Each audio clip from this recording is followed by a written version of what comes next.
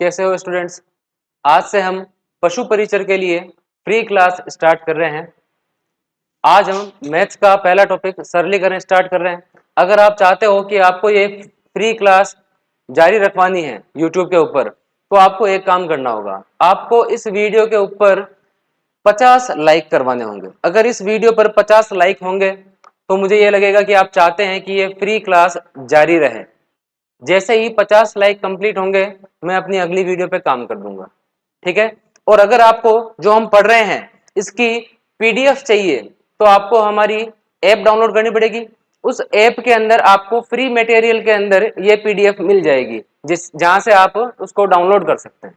तो आज हम मैथ्स का पहला टॉपिक शुरू कर रहे हैं जो कि है सिंप्लीफिकेशन, जिसे हम कहते हैं सरलीकरण। ये एकदम मैथ्स का बेसिक टॉपिक है।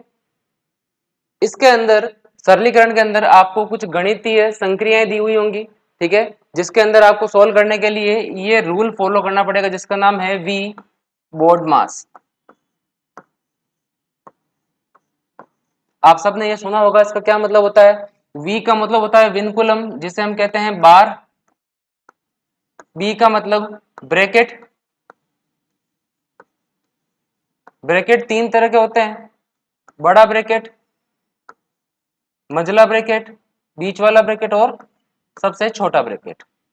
उसके बाद में होता है ओ का मतलब ऑफ, जिसको हिंदी में का कहते हैं। डी का मतलब होता है डिवाइड। एम का मतलब मल्टीप्लाई। ए का मतलब एडिशन जोड़ना। एस का मतलब सब्ट्रैक्शन माइनस करना। इसका क्या मतलब है, जब भी आपको कोई मैथ्स की इक्वेशन दी हुई है तो उसके अंदर सबसे पहले आप विनकुलम को सोल्व करोगे, मतलब बार को सोल्व करोगे। उसके बाद में ब्रैकेट को सोल्व करोगे। ब्रैकेट को सोल्व करने के बाद में आप ऑफ को सोल्व करोगे या फिर का को। का का मतलब गुणा करना होता है, लेकिन इस गुणा में थोड़ा सा अंतर होता है। अगर आपको ये दोनों गुणा एक साथ मिल जाए तो पहले आपको इसे सोल्व करना होगा। ये हम सवाल में और अच्छे से देखेंगे कि कैसे सोल्व करते हैं इसको। इस ऑफ के बाद में आपको डिवाइड को सोल्व करना है, उसके बाद में मल्टीप्लाई को, फिर जोड़ को और लास्ट में माइनस को। यह फॉर्मूला है वी बोर्ड मास, जिसको आपको हमेशा याद रखना है। आइए हम इससे जुड़े हुए सवाल करते हैं। सबसे पहले हम करते हैं भिन्नों पर आधारित प्रश्न। वे प्रश्न जो भिन्नों पर आधारित हैं और सिंप्लीफिकेशन के अंदर आते हैं। पहला सवाल आपको दिया हुआ है 5 सही 1/3, 9 सही 2/3 और 14 सही 1/7। इन तीनों को जोड़ना है। जोड़ने पर क्या आएगा। आपके सामने चार ऑप्शन है, तो इसको कैसे करते हैं। देखो, सबसे पहले जो आउट में है 5, 9 और 14, इन तीनों को अलग अलग जोड़ लो। 5, 9 और 14, इन तीनों को जोड़ लो और जो बच गए उनको अलग जोड़ लो। क्या बच गया, 1/3 प्लस 2/3 प्लस 1/7। इन तीनों को अलग जोड़ लेंगे। 5, 9 होते हैं 14, 14 और 14 28, प्लस 1/3 और 2/3, 3/3 हो जाएंगे। 3/3 होता है 1, तो यहां पर लिख दूंगा मैं 1 प्लस 1/7, ठीक है। ये 28 और ये 1 हो जाएगा 29 और ये आ जाएगा 1/7। ये आपका आंसर है 29 सही 1/7। ऑप्शन नंबर ए बिल्कुल राइट आंसर। आया आपको समझ में। अगला सवाल देखते हैं। अगला सवाल आपको दिया हुआ है 3 सही 5/6 माइनस 4 सही 1/6 प्लस 9 सही 1/12। इसको सोल्व करते हैं वापस उसी तरीके से। सबसे पहले 3, 4 और 9 इनको अलग अलग लिख लेंगे। 3 है प्लस का, माइनस का 4 और प्लस का है 9, इनको हमने अलग अलग लिख लिया। और बाकी भिन्न को अलग लिख लेंगे। 5/6 माइनस 1/6 प्लस 1/12, ठीक है। इनको जोड़ते हैं। 9 और 3 12, 12 में से 4 गया 8, प्लस 5/6 माइनस 1/6, तो 5 में से 1 जाएगा तो ऊपर आ जाएगा 4 और नीचे आ जाएगा 6, 4/6 और प्लस में क्या है 1/12। अब इसको जोड़ना है तो मैं क्या करूंगा, ऊपर नीचे 2 से मल्टीप्लाई कर दूंगा तो क्या हो जाएगा, इधर 12 आ जाएगा और ऊपर क्या आ जाएगा 8 आ जाएगा, ठीक है। उससे क्या होगा, ये 8 इधर आ गया, नीचे 12 और 12, नीचे आ गया 12, ऊपर 8 और 1 9, ठीक है। अब ये कटता है, 3 से कटता है, 3 का पहाड़ 3 बार, इधर 4 बार, तो इधर है 8 और इधर है 3/4, तो आंसर आ गया 8 सही 3/4, जो कि ऑप्शन नंबर 4, 8 सही 3/4। आया समझ में? वापस देखो हमने क्या किया, जो बाहर वाले हैं 3 -4 और प्लस का 9, इनको हमने अलग से जोड़ लिया, 3 -4 और प्लस का 9, और जो भिन्न है उनको अलग लिख लिया, तो 9 और 3 प्लस का 9 और प्लस का 3 12 हो गए, 12 में से 4 माइनस किया तो 8 आ गया, ठीक है। और यहाँ पर 5/6 माइनस 1/6, तो 6 नीचे आ गया, 5 में से 1 गया तो 4 आ गया, प्लस में 1/12, ऊपर नीचे 2 से गुणा किया तो क्या हो गया, यहाँ भी 12 हो गया, इधर भी 12 है, 12 का एलसीएम 12 आ गया, ऊपर है 8, 8 प्लस 1 9 हो गया, तो 9/12 हो गया। जब इसको काटा 3 के पहाड़े से तो 3/4 आ गया, इधर 8 है ही, तो 8 सही 3/4, ये आपका राइट आंसर, ठीक है। अगला सवाल देखते हैं। अगला सवाल है 46 1/4 माइनस 28 2/3 माइनस 12 1/2 प्लस 8 1/2। वापस वही चीज करेंगे, जो नंबर है उनको अलग लिख लेंगे। कैसे? 46 को अलग लिख लिया, माइनस के 28 को अलग लिख लिया, माइनस के 12 को अलग लिख लिया, और प्लस के 8 को अलग लिख लिया, ठीक है। अब क्या करेंगे, जो भिन्न है उनको अलग लिख लेंगे। यहाँ पर है सबसे पहले प्लस में 1/4, फिर है माइनस में 2/3, फिर है माइनस में 1/2, फिर है प्लस में 1/2। यहाँ क्या होगा, माइनस का 28 और माइनस का 12 माइनस का 40 हो गया, तो ये हो जाएगा देखो 46 माइनस 40 प्लस 8, ठीक है। और प्लस इधर क्या आ गया, इधर देखो माइनस का हाफ और प्लस का हाफ कट गया, बचा क्या 1/4 माइनस 2/3, ठीक है। अब 46 में से 40 गया तो कितना बचा, 6 बच गया, ये 6 और ये 8 जुड़ के 14 हो गया, इधर तो है 14 प्लस, अब इसको क्या करेंगे, इसको कर देंगे क्रॉस मल्टीप्लाई, तो यहां हो जाएगा 3 इंटू 1 3 माइनस 4 इंटू 2 8 बटा इधर 4 इंटू 3 12, ठीक है। तो यहां पर क्या आ जाएगा देखो, यहां कर रहा हूं मैं 14, और ये प्लस में 8 में से 3 गया तो माइनस का 5/12, सही है। अब यहां पर क्या करेंगे, ये माइनस बाहर आ जाएगा, तो ये हो जाएगा 14 माइनस 5/12। अब 14 में से 5/12 को माइनस करना है, तो देखो इसको कैसे करेंगे,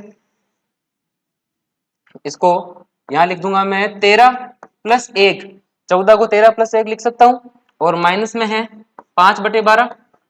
अब मुझे इसको सोल्व करना है, 1 माइनस 5/12, और 13 तो है ही यहाँ पे, तो ये हो जाएगा 13 तो बाहर है, तो 12 इंटू 1 12, 12 में से 7, 12 में से 5 गए तो कितना बचा 7, और नीचे क्या आ गया 12, 13 सही 7/12, ऑप्शन है क्या ये 13 सही 7/12, option number A right answer.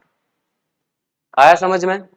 देखो वापस देखते हैं, ये आपको समझ में आ गया, 46 माइनस 28 माइनस 12 प्लस 8, माइनस का 28 और माइनस का 12 जुड़ के कितना हो गया माइनस का 40, ये 46 और इधर आ गया 8, तो 46 में से 40 गए 6 बच गया, 6 और 8 हो गए 14, और इधर क्या हुआ माइनस का हाफ प्लस का हाफ कट गया, 1/4 माइनस 2/3, इसको वापस समझो, यहाँ पे क्या हुआ 1/4 माइनस का 2/3।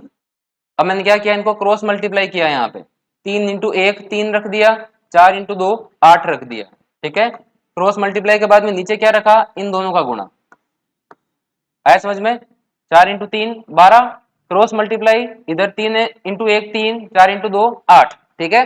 तो 3 में से 8 गए तो कितना बचा माइनस का 5, और नीचे है 12, माइनस का 5/12, ये हो गया 14 माइनस 5/12। अब मैंने क्या किया 13 प्लस 1 कर दिया, इससे करना आसान हो जाएगा, 13 प्लस 1 माइनस 5/12, तो जब 12 1 से गुणा होगा तो 12, 12 में से 5 गया 7, और नीचे आ गया 12, 13 सही 7/12, option number A right answer, ठीक है। अगला सवाल देखते हैं। अगले सवाल में 19 माइनस 2 सही 1/7 इंटू 21/75 प्लस 23, तो देखो इसको मैं लिखता हूं 19 माइनस इसको मैं सोल्व कर लेता हूं, क्योंकि मुझे दिख रहा है कि इंटू है तो ये कट सकते हैं, जैसे 7 इंटू 3 21 कट सकता है, तो मैं क्या करता हूं, इसको सामान्य भिन्न में लिख लेता हूं। तो 7 इंटू 2 14, 14 और 1 15, 15/7 आ गया यहाँ पे, इंटू क्या है 21/75, प्लस में है 23। ठीक है, अब 7 से 21 कट रहा है 3 बार, 3 बार काट दिया। 15 से 75 कट रहा है 5 बार, 5 बार काट दिया। यहाँ पर है 19 माइनस 3/5 प्लस में है 23। अब क्या करेंगे, जो नंबर है ये 19 और 23, इनको आपस में जोड़ लेंगे। 19 और 23 जोड़ेंगे कितना आएगा, ये आ जाएगा आपका 42। ठीक है, माइनस 3/5। अब माइनस करिए, जैसे हमने पिछले सवाल में किया था माइनस, वैसे ही करेंगे। कैसे, 41 प्लस 1, 42 को मैंने लिखा 41 प्लस 1 माइनस 3/5। ठीक है, तो ये क्या हो जाएगा, 5 इंटू 1 5, 5 में से 3 गए, 2 बच गए, तो क्या आएगा हमारे पास में 41 तो इधर बच गया और इधर बच गया 2/5। ये ऑप्शन नंबर कौन सा है भाई, ऑप्शन नंबर बी, 41 2/5। आया समझ में सबको, कितना आसान है। ठीक है, 4 सवाल हो गए। अगला सवाल देखते हैं नेक्स्ट। अगला सवाल है आपका 5 प्लस 7 इंटू 1/13 भाग 21/52। तो हम क्या करते हैं, सबसे पहले इस भाग के चिन्ह को गुणा में बदल देते हैं। ठीक है, जब आपको पता होगा भाग के चिन्ह को जब गुणा में बदलते हैं तो आगे वाली भिन्न उल्टी हो जाती है। कैसे, 5 प्लस 7 इंटू 1/13, अब ये गुणा में बदल गया तो 52 चला जाएगा ऊपर और 21 आ जाएगा नीचे। ठीक है, तो 13 का भाग 52 के अंदर 4 बार, ठीक है, 7 का भाग 21 के अंदर 3 बार, तो क्या आ गया इधर, तो 5 बच गया प्लस 4/3 बच गया। ठीक है, अब 4/3 को मैं और क्या लिख सकता हूं, देखो 4/3 को मैं ये लिख सकता हूं, 1 सही 1/3। कैसे, 3 का भाग 4 में गया एक बार, शेषफल बचा 1, तो 1 सही 3/3। यहाँ पर आ गया 5, इधर आ गया 1 सही 1/3, तो अब ये ऐसा हो गया 5 प्लस 1 प्लस 1/3। ठीक है, तो 5 प्लस 1 हो गया 6, 5 प्लस 1 हो गया 6, और क्या बच गया 1/3, 6 सही 1/3। कौन सा ऑप्शन है भाई, ऑप्शन नंबर सी, 6 सही 1/3 इसका राइट आंसर है। आया समझ में, बिल्कुल आसान है। 5 सवाल हो गए। अगला सवाल देखते हैं, क्वेश्चन नंबर 6। छठा सवाल है आपका 13/11 इंटू ब्रैकेट के अंदर 3 प्लस 2/7 ब्रैकेट क्लोज इंटू 77। इसको कैसे करेंगे, देखो सबसे पहले 13/11 इंटू, सबसे पहले इसको सॉल्व करते हैं। ठीक है, तो ये कितना आ जाएगा, 7 21, 21 और 2 23, 23/7। ठीक है, इंटू में आ जाएगा 77। ये 7 से 77 कट गया 11 बार, ये 11 से ये 11 कट गया, बचा क्या मेरे पास में 13 इंटू 23। 13 इंटू 23 कितना होता है, 13 इंटू 23 होता है आपका 9, 9 और 2, 299। 299, हाँ option number A right answer, 299 आपका बिल्कुल राइट आंसर है। आया आपको समझ में, सबसे पहले ब्रैकेट को सोल्व किया तो क्या आया 23/7, ब्रैकेट को सोल्व करने पर कैसे किया, 7 इंटू 3, 7 21, 21 और 2 23, 23/7 इंटू बाकी एज इट इज रख दिया हमने। 7 का भाग 77 के अंदर 11 बार, और ये 11 कट गए, बचा क्या, एक तो ये 13 बच गया, एक ये 23 बच गया। जब 13 और 23 को आपस में गुणा किया तो मेरे पास में आया 299, जो आपका आंसर है। ठीक है, ये तो है भिन्नों पर आधारित ये वाले सवाल। अब हम्म अब है आपके छोटी भिन्न और बड़ी भिन्न वाले सवाल। ठीक है, जब भी कोई भिन्न आपको पता करनी है कि कौन सी भिन्न छोटी है कौन सी भिन्न बड़ी है, तो उसके लिए देखो, अगर आपको ऐसा दिया हुआ है a/b और c/d, और आपको ये बताना है इन दोनों में से कौन सी भिन्न बड़ी है और कौन सी भिन्न छोटी है, तो उसके लिए ये मेथड, क्रॉस मल्टीप्लाई मेथड काम में लेते हैं। अगर दो बिंदुओं की तुलना करनी हो तो कैसे, b इंटू ए, ठीक है, और ये हो जाएगा b इंटू सी। ठीक है, अब इन दोनों में से जो भी बड़ा होगा जैसे मान लो ये बड़ा है तो ये चिन्ह इधर लग जाएगा। एग्जाम्पल देखते हैं, जैसे यहाँ पर आपको दे दिया 1/3 और दे दिया 1/4। आपको पता करना है इन दोनों में से बड़ा कौन सा है और छोटा कौन सा है। तो कैसे करेंगे, देखो आपको क्या करना है, ऐसे मल्टीप्लाई करना है, क्रॉस मल्टीप्लाई, 4 इंटू 1 4, और इधर ऐसे मल्टीप्लाई करना है 3 इंटू 1 3। अब बड़ा कौन सा है, 4 बड़ा है ना, इसका मतलब ये वाली भिन्न बड़ी है। आया समझ में? एक मेथड तो ये है। दूसरा मेथड है एलसीएम मेथड।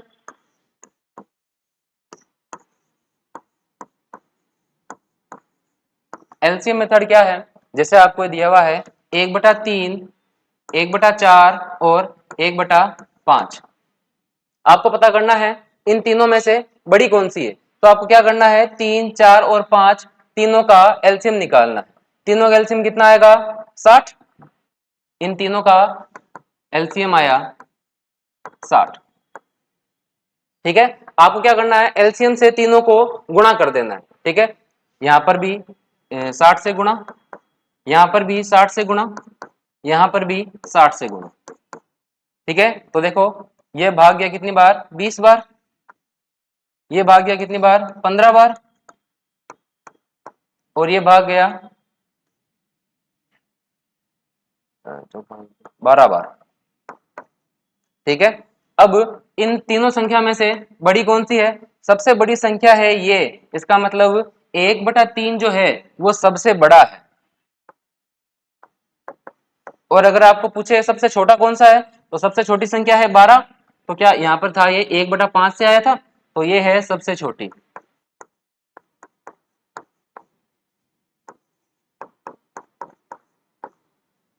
आया समझ में? अब इनसे भी एक अच्छा मेथड है जिससे आप चुटकियों के अंदर बिना पेन उठाए सवाल को सोल्व कर सकते हो और बता सकते हो सबसे बड़ी भिन्न और सबसे छोटी भिन्न कौन से हैं। वो हम सवाल के अंदर समझते हैं। देखो प्रश्न में दिया हुआ आपको, निम्न में से सबसे बड़ी भिन्न बताइए। ये आपको 4 ऑप्शन दे दिए, 9/13, 33/52, 17/26 और 28/29। आपको क्या करना है, आपको ये काम करना है कि इनका डिफरेंस निकालना है, अंतर निकालना है। अंश व हर का अंतर निकालेंगे, अंश और हर का अंतर निकालेंगे। तो 19 और 13 और 9 का अंतर होता है 4। ठीक है, 33 और 52 इनका अंतर होता है 19 का। हाँ 19 का अंतर होता है। 17 और 26 का अंतर होता है आपका 9 का। 17 और 26 में 9 का अंतर होता है ना, हाँ। और 28 और 29 में 1 का अंतर होता है। सब में अलग अलग अंतर दिख रहे हैं आपको। अब अंतर निकालने के बाद क्या करना है आपको, जिसका जिसका अंतर सबसे कम, जिसका अंतर सबसे कम आएगा वो भिन्न सबसे ज्यादा बड़ी होगी। जिसका अंतर सबसे कम आएगा वो भिन्न सबसे बड़ी होगी। ठीक है, सबसे कम अंतर किसका आया, 28/29। केवल 1 का अंतर आया, तो इसका मतलब सबसे बड़ी है। आपको इतना कुछ लिखने की जरूरत नहीं है, तो मैं समझा रहा हूं आपको इसलिए लिख रहा हूं। आपको डायरेक्ट पता करना है कि भाई सबसे कम अंतर किसका है। सबसे कम अंतर आपको डायरेक्ट दिख रहा है कि इस ऑप्शन में 28/29 के अंदर सबसे कम ऑप्शन है जो कितने का है, 1 का है। इसका मतलब आंसर क्या होगा आपका, डी। सबसे बड़ी भिन्न है जो आपकी है डी, 28/29, ये आपका आंसर है। अब जल्दी से आप चुटकियों के अंदर अगले सवाल का आंसर बताएंगे। हाँ इसका आंसर बताइए, निम्न में से सबसे छोटी भिन्न कौन सी है। सबसे छोटी भिन्न वो होगी जिसमें अंतर सबसे बड़ा होगा। सबसे बड़ा अंतर आपको किस में दिख रहा है, 8/25 में, 7/23 में, 11/23 में या 14/53 के अंदर। आपको साफ साफ दिख रहा है 14/53 जो है इसका अंतर सबसे ज्यादा है। कितना अंतर है इसका, 39 का, है ना। 39 का अंतर है यहाँ पे, जो कि सबसे बड़ा है इन चारों में से। तो डायरेक्ट आप आंसर यहाँ से दे सकते हैं कि सबसे छोटी भिन्न है 14/53। ध्यान रखना, अगर अंतर सबसे ज्यादा आ रहा है तो वो भिन्न सबसे छोटी होगी, और अगर अंतर सबसे कम आ रहा है तो वो भिन्न सबसे बड़ी होगी। अब आपके दिमाग में एक सवाल आ रहा होगा कि अंतर अगर बराबर आ जाए तो क्या करेंगे, है ना। मान लो सबका अंतर बराबर बराबर आ गया, फिर आंसर क्या होगा?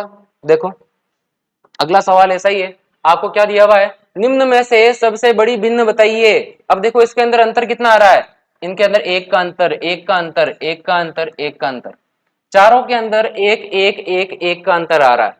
ठीक है, अब इसके अंदर सबसे बड़ी भिन्न कौन सी होगी? तो ध्यान रखना, जब अंतर समान हो, जब अंतर समान हो तो जिस भिन्न में, जिस भिन्न में बड़ी संख्याएं हैं वो भिन्न, वो भिन्न सबसे बड़ी होगी।